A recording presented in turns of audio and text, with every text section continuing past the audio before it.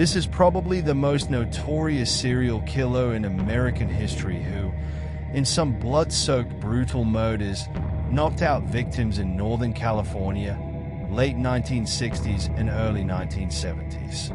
The macabre taunts and cryptic letters left to be read by both law enforcement and civilians alike have long stalked the minds of both groups, and his true identity has never been known.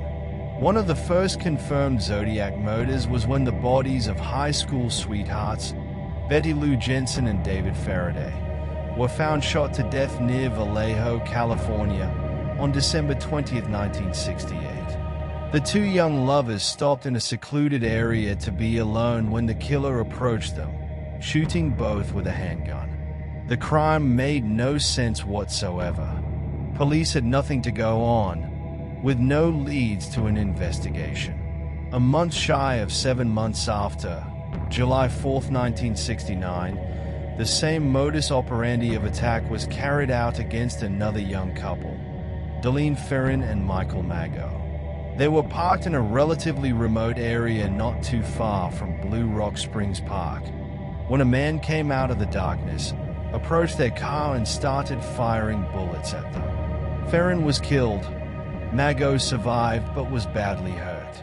It was a few days later when one man called the police to accept credit for the murders of Ferrin and Mago and also Jensen and Faraday. It was the very first known appearance of a Zodiac killer.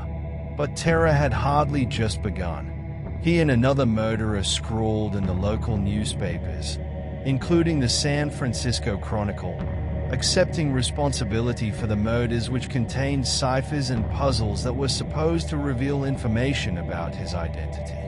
One such cipher became known as the 408 cipher and was solved within 2 days of its appearance by a married couple. It also bore a chilling message: "I like killing people because it's so much fun," but it had thrown no clue to identify who he was. On the 27th of September 1969, he did the same at Lake Berryessa.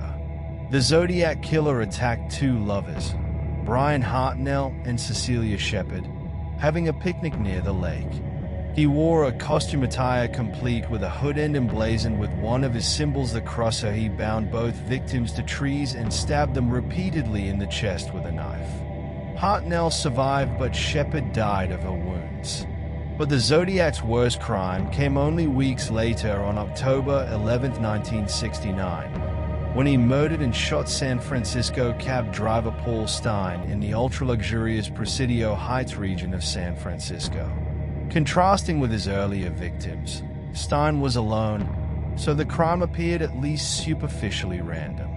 The killer tore a piece of Stein's shirt and sent it later to the police with yet another taunting letter. But the police investigation became even more aggressive still. Still, Zodiac was ahead of them at all times.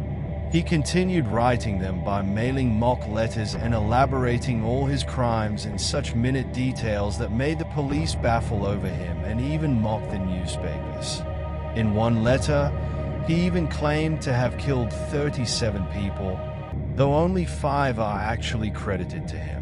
It was this very constant communication with the public, the way he fed on media attention, taunting the police with cryptic messages and threats of future violence, that made the Zodiac case so cold, rather than the gore and brutality of killings. Letters too became cryptic, and one of the most notorious remained unsolved for more than 50 years until it was cracked in 2020. By then, it remained all taunts instead of offering any clue to who the suspect was. Many suspects passed through years, and certainly one of the most popular ones is Arthur Lee Allen, who has also been convicted of child molesting. Many believe that he was the Zodiac, but all evidence which could have implicated him in the crime was circumstantial and proved nothing, because the DNA taken from him never matched up with partial DNA recovered from one of the letters that the Zodiac was known to have written. It never really did connect Allen with the crimes at any point. Though many suspects have surfaced over the years, no one has been proven to be a definite associate of the crime. The killer was never found despite efforts that went spooling thousands of hours probing his case. His identity is yet one of the most profound enigmas in true crime history. The reign of terror perpetrated by the Zodiac still captures public imagination and law enforcement. It also continues to excite amateur sleuths and detectives who still attempt to solve the case and unveil the man behind the mask. As the legacies of Zodiac Killer continue, inspiring books and documentaries inspired by his crime spree, his Hollywood picture empire, it reminds one that perhaps killing people in such periods and these overtly perfidious manners makes all the difference, and that a killer can ultimately go free, leaving behind just cryptic clues, unsolved puzzles, and fear trail over decades.